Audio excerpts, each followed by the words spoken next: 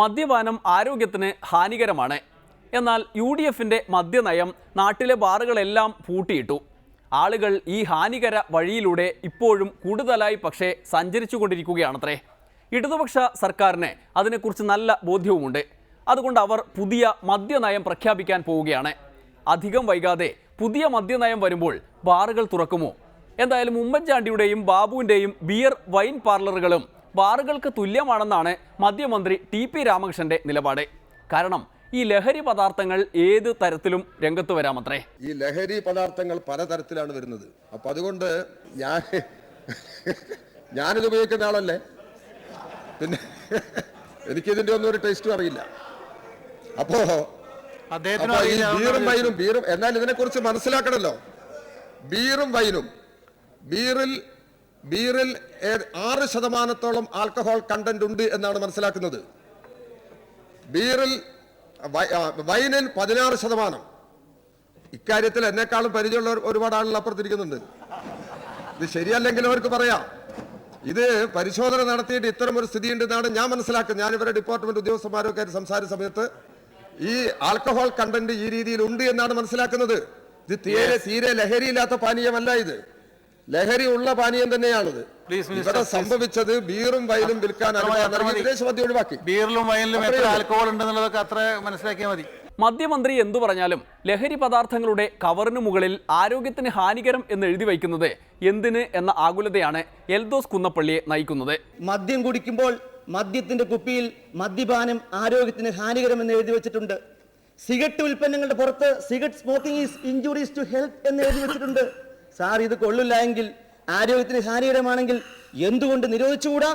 നമുക്കറിയാം, ഏദൻ തോട്ടത്തിൽ ദൈവം പറഞ്ഞു ഏദൻ തോട്ടത്തിന് നടക്ക് നിൽക്കുന്ന വൃക്ഷത്തിന്റെ ഫലം കഴിക്കരുത് എന്ന്. ഞാൻ വിശ്വസിക്കുന്നത് എന്തുകൊണ്ട് ദൈവം അങ്ങനെ പറഞ്ഞു എന്ന് ചോദിച്ചാൽ, മനുഷ്യനെ പാപികളാക്കാൻ വേണ്ടി ദൈവം ഒരുക്കിയ ഒരു തന്ത്രമാണോ അതെന്ന് എനിക്ക് സംശയമുണ്ട്. സാർ, ആ തന്ത്രം തന്നെയല്ലേ ഇവിടെയും ഒരുക്കുന്നത്? മദ്യം കൊള്ളില്ല, വിഷമാണ് എങ്കിൽ വിൽക്കേണ്ട ആവശ്യമുണ്ടോ?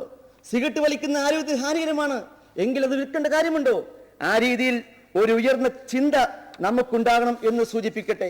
ഇതൊക്കെ കേട്ട് എന്നാൽ പിന്നെ എഴുതാതെ വിറ്റാലോ എന്നെങ്ങാനും ഇനി സർക്കാർ ആലോചിക്കുമോ എന്തോ.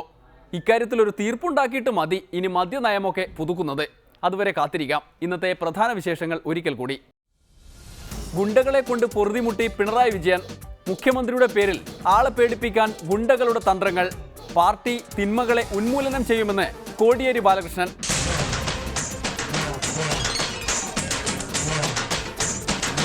ആ പാർട്ടി ഇന്ന് കൊടി പിടിച്ച് മുന്നിൽ നിൽക്കുന്നു. കൊടി പിടിക്കുന്ന പടമുണ്ട് ഈ ഗുണ്ട.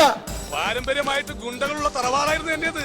രാഷ്ട്രീയ പാർട്ടിയോട് ബന്ധപ്പെട്ട ഒരാളായി പോയി അത്തരമൊരു ഗുണ്ട എന്ന് വന്നാൽ അയാളെ സംരക്ഷിക്കാനല്ല ഈ ഗവൺമെന്റ് നിൽക്കുന്നത്.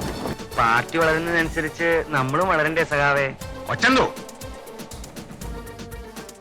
അടിച്ചുപിരിഞ്ഞ അച്ഛനും മോനും രാജ്യത്തിന്റെ വേദനയായി. അമർ സിംഗിന് വേണ്ടി മകനെയല്ല ലോകത്ത് ആരെയും ഓടിച്ചുവിടുമെന്ന് മുലായം സിംഗ് യാദവ്. എത്ര പേരുടെ കൈയും കാലും പിടിച്ചാണ് നിനക്ക് ഈ ജോലി വാങ്ങി തന്നെ അറിയാവോടാ? എനിക്കൊന്നും അറിയണ്ടെന്ന് പറഞ്ഞില്ലേ? നിനക്കൊന്നും അറിയണ്ടല്ലേടാ. വേണ്ട എങ്കിൽ ഇങ്ങനെ ഒരു മകനെ എനിക്ക് ആവശ്യമില്ല. ഇറങ്ങിപ്പോടാ.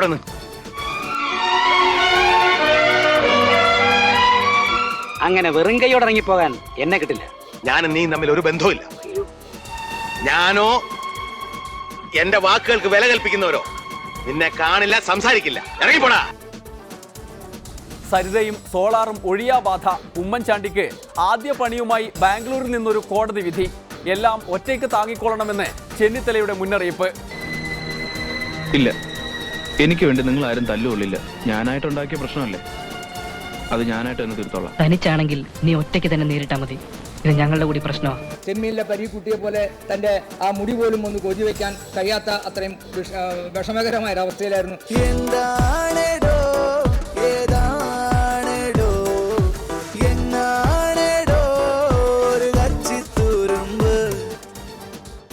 സമയത്തെക്കുറിച്ച് ആകുലപ്പെട്ട് നേരം കളഞ്ഞ് തിരുവഞ്ചൂർ രാധാകൃഷ്ണൻ.